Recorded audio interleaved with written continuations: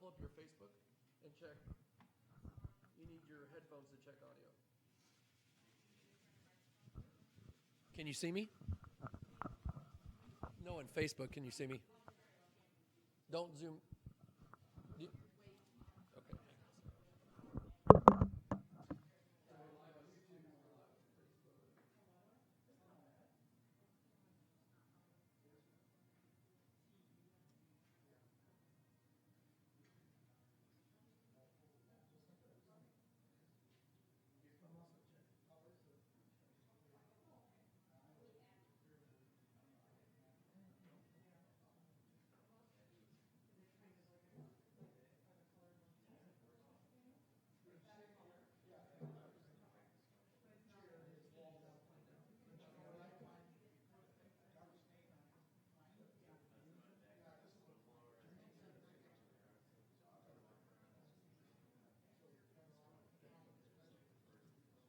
See if there's any comments when we. I think I can pull this up and do this.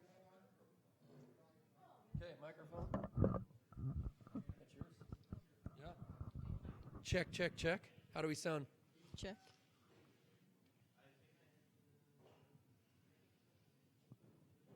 Okay.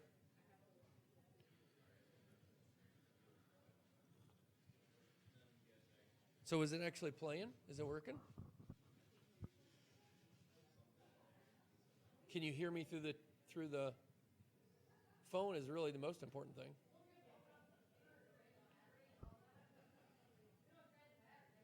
It's like a 30-second delay.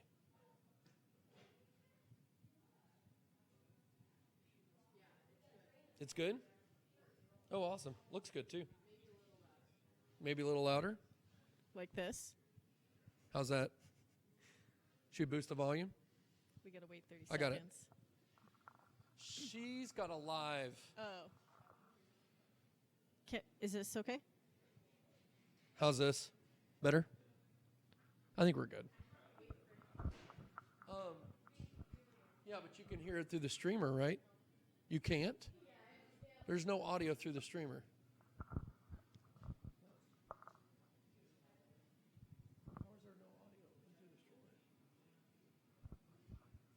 So if there's no audio coming out of the streamer, testing 1, 2. That's not good. Everything looks right on the console.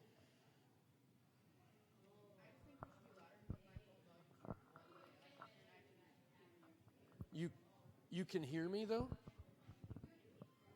But you can't hear me through. Yeah, but you can hear me through your headphone.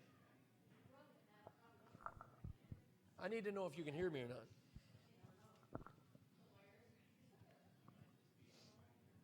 This is awesome that we're actually getting this to work. Testing 1, 2. Test, test, test. Can you so hear you me? can hear. Okay. Testing 1, 2. Test, test, test. Is it loud enough? Okay. I just want to make sure I can save this on YouTube. So I'm going to pull up Facebook and do one more shout out.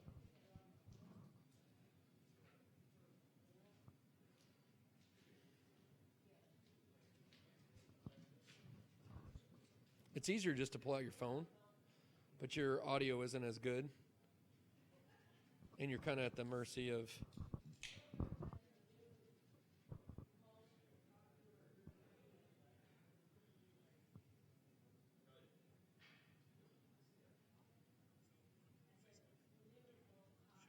It is a little, I'm going to boost it a little bit. Just a little bit low. So,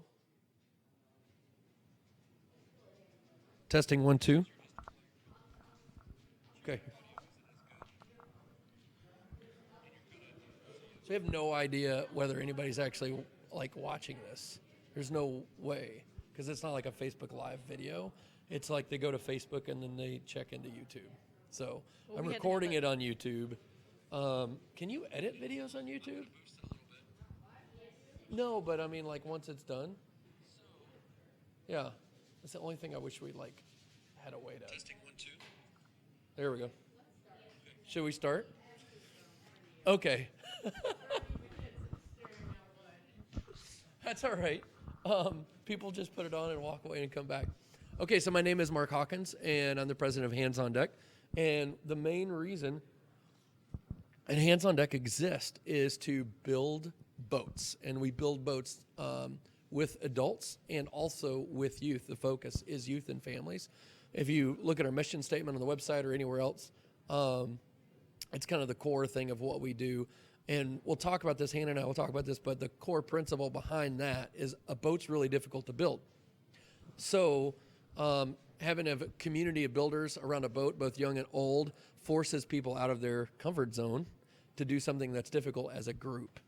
So Hannah, why don't you tell us a little bit about who you are and why you're sitting here, and we'll get to other questions in a minute. My name is Hannah LaPlante, and I am a boat builder, specifically trained in traditional wooden boat building, and I also have a background working with adolescent youth in wilderness therapy, and then at some point after I went to wooden boat building school, those two paths crossed, and I ended up teaching wooden boat building to youth in different programs across the country. That's awesome. Hey, Luke, come grab a chair and hang out. I want you to listen to what Hannah has to say. Nick, too, if you want.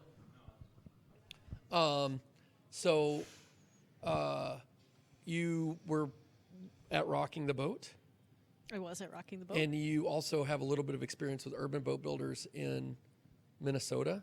Yep, that's Can you where tell I us? started. No, not like in the shot. You're a viewer. Oh, God. Yeah, just hang out over there. Okay. Your interview's later.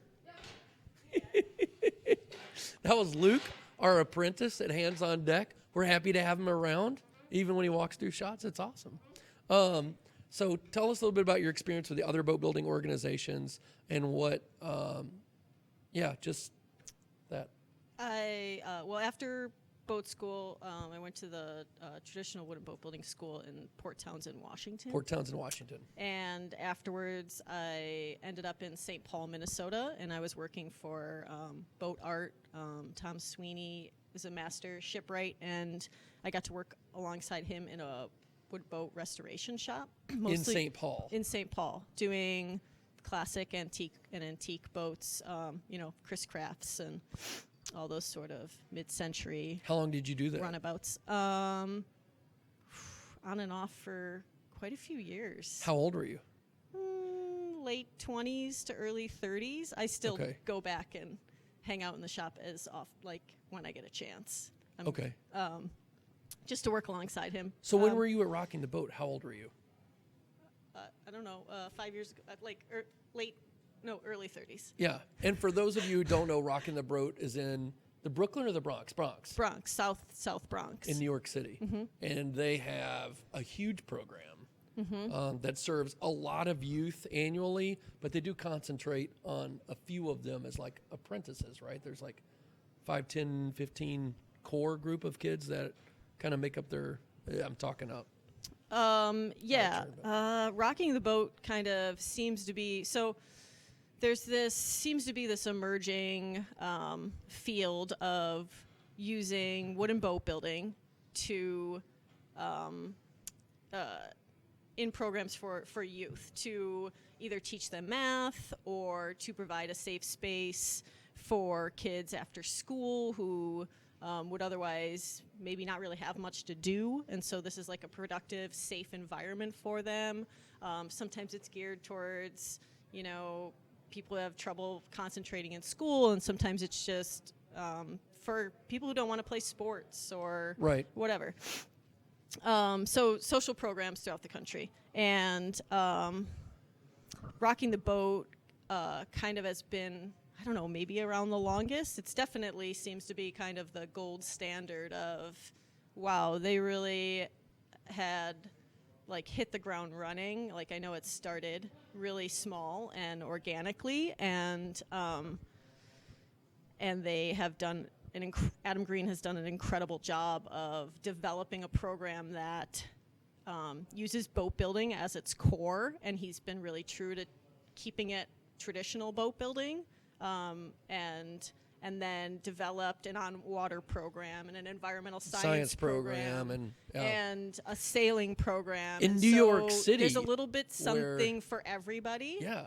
And the key, I think, that makes the program so successful is the community that it builds. Is people aren't there for a short period of time. They hope Right. that when you walk in the door, you're going to be around for a really long time and that you're going to come back and teach. Right. And I think because they've been around for a really long time and they've developed all these aspects of the program, also a really important component, like huge parallel to any of the more technical programs, is the social work side of things. And at every level, you have access to a social worker helping build community and being there for, you know, any high schooler or anyone who's left the program who needs someone to talk to or some advice or help with financial aid or Whatever you need. resumes, whatever you need. So I think it's just all encompassing, and they've done such a good job of like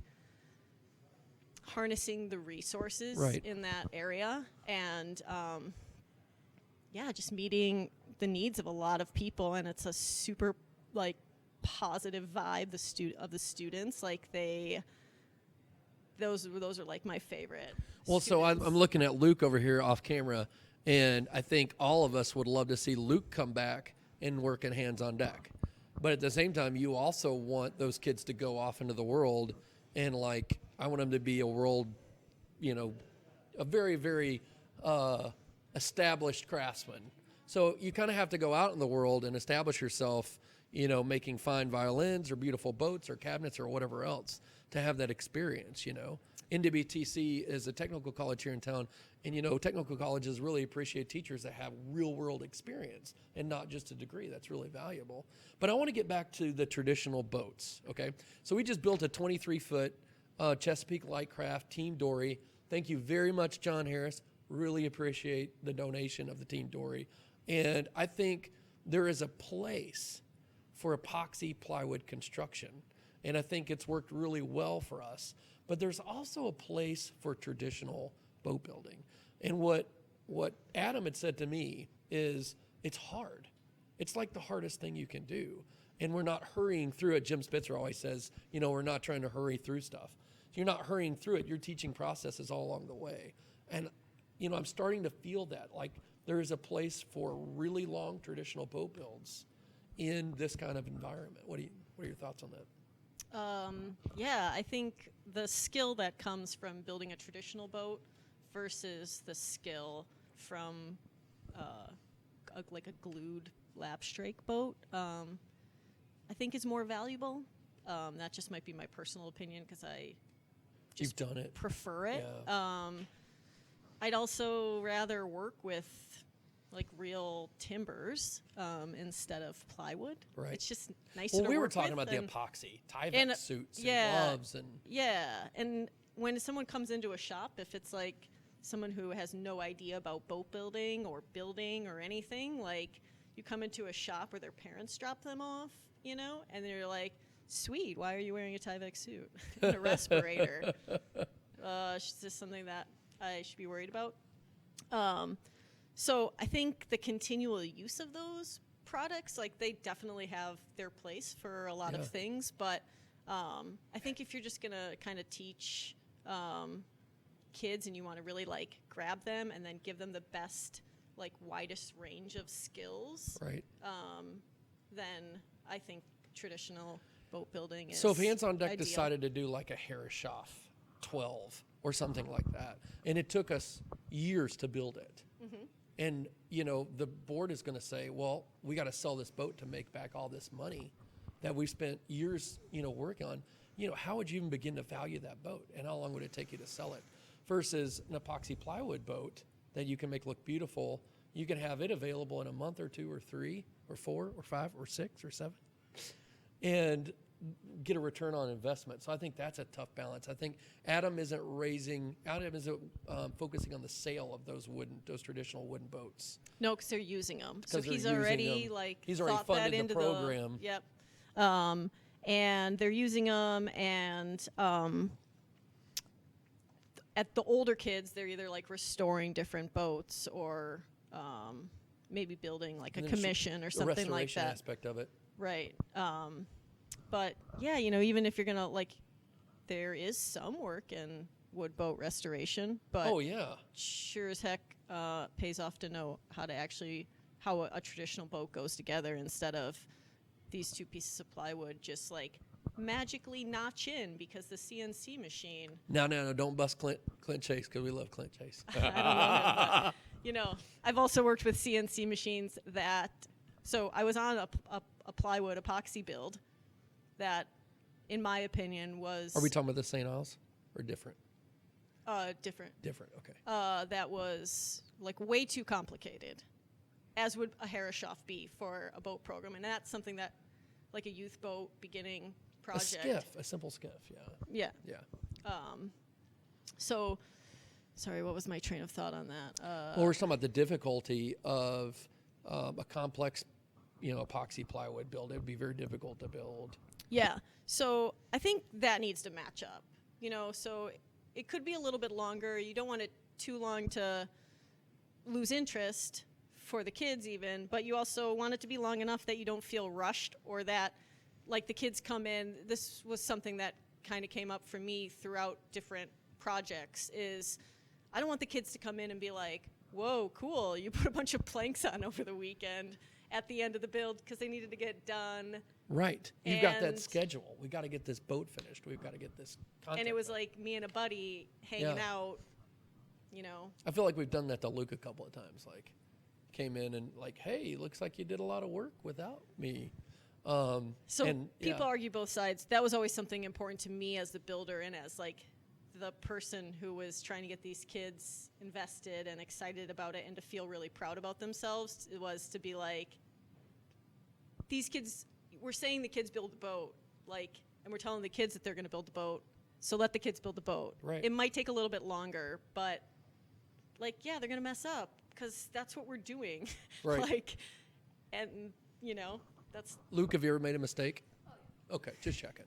And I think Urban Boat Builders builds the skin-on frame boats, and if you make a mistake, you cut the lashing, or you Yeah. put a new rib in, Yeah. or you put a new stringer in. You can make all kinds of mistakes on a skin-on frame. Even you can put a knife through the skin. We just put new skin on. Yeah. It's not. You've think not that's the best got lesson. $10,000 that if you saw your boat in half, whatever. I don't I think happen, that's often the best lesson is Yeah. like, all right, well, we just messed up, so now how do we fix it? It's not the end of the world. Like, let's not freak out. Yeah. Let's redo it and move I think on. today we were doing these Rubo book stands, and I think everybody's like, is it going to work? Did we saw enough? Did we chisel enough? But every one of them worked. I mean, you can make them all work no matter what kind of state that they're in. Mm-hmm. So let's shift gears a little bit. Hands on Deck has been primarily a male mentoring program. And we've been working hard to build up our women mentor base and just having girls involved, period. And so last year we did pretty good. I mean, we've got quite a few more girls involved, quite a few more women mentors. But what do you feel like is some key ingredients to having more girls involved in a program like boat building or even machining or blacksmithing or anything like that has traditionally been maybe a male-dominated field? I think just access to it and making them feel welcome, like when the program is being like marketed or brought up to like maybe a class or whatever, like making sure that that we're talking to you too, girls. Right. Like, don't roll your eyes. Like, who cares? You're gonna probably be really good at this. And I think females, like, we naturally kind of like shy away and get a little bit intimidated. I had in the past with different projects, and even still, like, if there's like a bunch of like boat builders who have worked in the yard for a long time, I'm like, well, guess what? I don't see you being I have intimidated by other- anything or anybody. Well, I would, if I was like in the yard working with like Yeah. a bunch of shipwrights that work with like big heavy timbers and they like know how to they're just replacing a stem and doing all this stuff, but like I have skills that they probably don't have, and maybe a different attention to detail. And Yeah. you kind of find your niche as you do different projects. And, you know, in my classes, one of the things that I saw time and time again with the females was that they were so detail oriented and such good listeners, and they like always like clean. They were like keeping stuff clean and asking All questions. these things sound and really good. Curious, and I was like, what would I do without you? You know, there was always like, they just had such a, like, even the ones that kind of were a little bit more shy and hesitant, towards the end, they became more confident, and like, they just had a different like depth and complexity to the class when like the more females that there were. I think we And- call it balance, right, Sid? Like, I think it's just a balance. It's how things are supposed to be. You know? Totally. Yeah. Yeah. We have different skills. All of us. Doesn't matter who we are, but everyone can bring something to the table. And, you know, you need the people who can do the same thing over and over. And then the person who wants to do something new every time, like, you got to find Yeah. where they can work it in. And, so, I think just making them really feel welcome and, like, having a few females around probably helps, you know, to be like, oh, look, there's someone Right. that like looks like me, instead of walking in and being like, oh, everybody's, Yeah. you know. Right. And it's difficult, but it's a process, you know. Maddie just did a Rubo book stand with Peter, had never done any woodworking, right? And about an hour. And hers is just as good as anybody else's, like with no woodworking experience. Now that goes, you know, I don't want to say anything about Peter's teaching ability. We don't give him a bigger head than he's already got. So let's just chalk it up to really good tools. We have some really good tools here at Hands on Deck. No, Peter's an excellent teacher.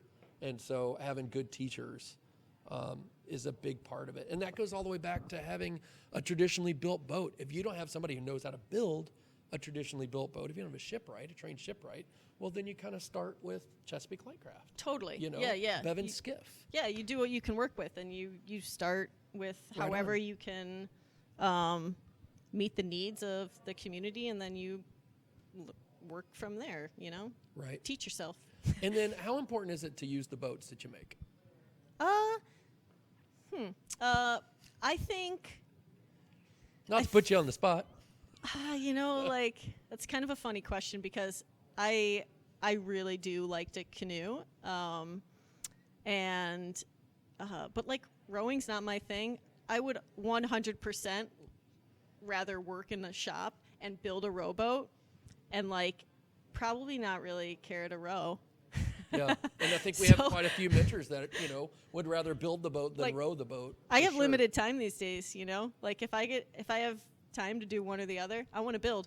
But I do feel that it's really important to, like, get people out on the craft, and also just kind of be around it as, like, a culture. And that's what I thought Rocking the Boat, why it was so cool, was, like, you came into the program and it was like, hey, I want to learn tools. I want to, like, work in the wood shop. And then other kids were like, nah, I want to, like, learn to swim. I want to be out rowing every day. Right, sailing, And, like, whatever. that's what got them in the door. And so it was, like, different for everybody. And a lot of the boat builders, I would say, were like, when they had opportunities to, like, do other stuff, they were kind of like, no, you know, I like the shop, you know, that's kind of my thing. And then they kind of, like, took pride in it. And but they saw their boats getting rowed by their peers, which is super cool. And then the guys and girls rowing knew that the people in the shop could fix it, and we're the ones doing it. That brings up a great point. So the way I do this is we build boats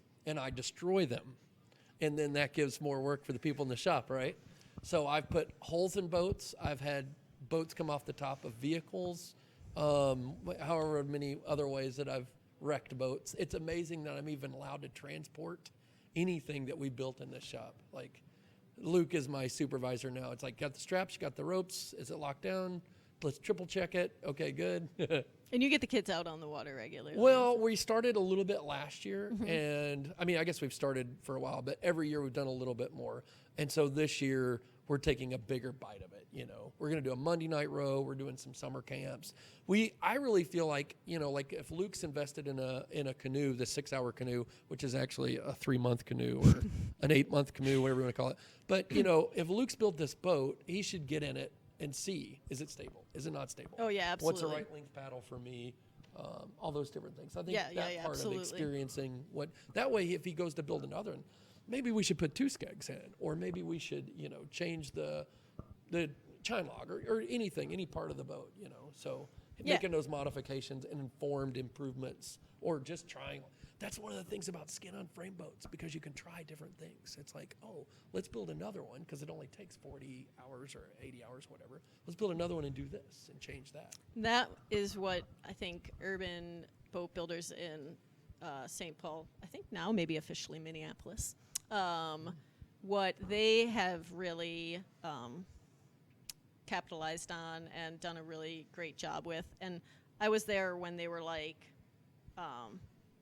almost going to shut the doors. And I came knocking into town, and I was like, hey, I want to work with kids and boat building, and went to traditional boat building school. I'm working at a restoration shop. And they're like, cool. Oh, ooh, we don't really have any work at the moment, but you also have all the skills that we need stay in touch. Work, so let's get your number. And Phil had gone to the boat school and stuff, and we clicked and stuff. So he was like, let me get your number. And within maybe a week or two, he was like, so we might be doing this building to teach thing, or they were just getting into that kind of stuff and trying to figure out different ways to build revenue and kind of be just a little bit more relevant. I think that's where we're at.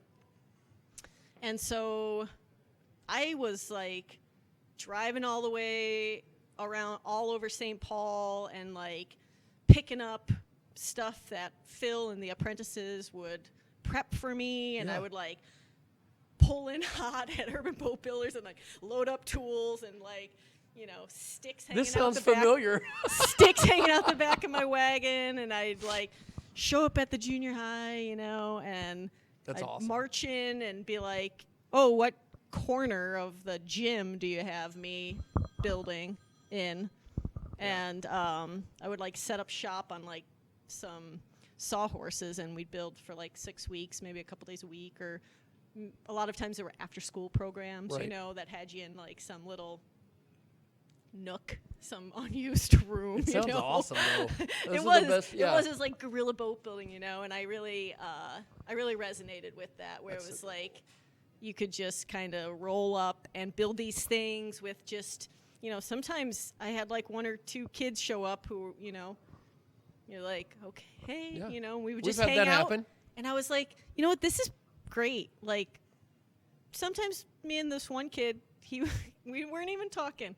I'd ask him questions. He clearly wasn't really that into it. So, but by the end of it, he warmed up, and we were talking a lot more. But it took a few weeks of just not a lot of conversation, just tying lashes and Probably shut my ringer off. But by the end of it, we were buddies, and it was great. Awesome. Yeah, there's always a difference at the end. No matter if it's 6 weeks or a year or whatever, there's I've noticed that with Luke. There's always a difference at the end of them, any kid just being more comfortable with the tools and that's awesome. Willing to get in a boat. Where at the beginning maybe they're like, no way, I'm never getting in a boat. Yeah, and then they're like, okay, it's just so cool I'll to get see in it. Yeah. Once you're invested in it, once you're invested in it. And even in a 6-week program for an after-school program, we still brought them out to a lake at the end and got them in a canoe. Yeah. So even those short programs, even though it wasn't something that was built into the program, rocking the boat, they did what they could do for those short periods. And now they're big time. It's all good. It's awesome. Well, I mean, that's pretty much wraps it up for Hannah and I. You have any parting comments? No, I'm excited to see what happens here. Me too. Super exciting. And it's always changing, almost to a fault. Hannah and I were talking about this the other day, how Hands on Deck, is we're trying to figure out what works, what the community wants, what classes. And so Nick Fiore is over there, and Nick's really into chairs and all kinds of different, like stake joinery and the greenwood movement mixed with the drywood movement. And so I'm really into that too. So trying to find time for those classes. And we've done wood burning, which I've never done before, but Peter introduced me to wood burning and just had a blast with that. I didn't know I enjoyed that, but it's actually a ton of fun.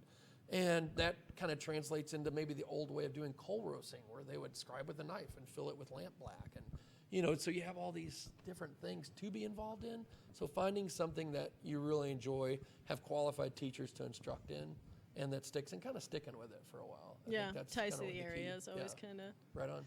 nice. Yeah. Well, anyway, thanks, Hannah, for joining with us. Talk a little bit of thank you. conversation. And if you have time, hop on a computer today and tomorrow till noon. We're part of Give Big Green Bay, and it's givebiggreenbay.org, and then you just type in Hands on Deck. And minimum donation is $10. And if I had all the donations or all the donors just give $10, but we had a ton of new people introduced to Hands on Deck, that would be great. And that's what we're looking for, is awareness of the organization, people to feel like they're a part of it.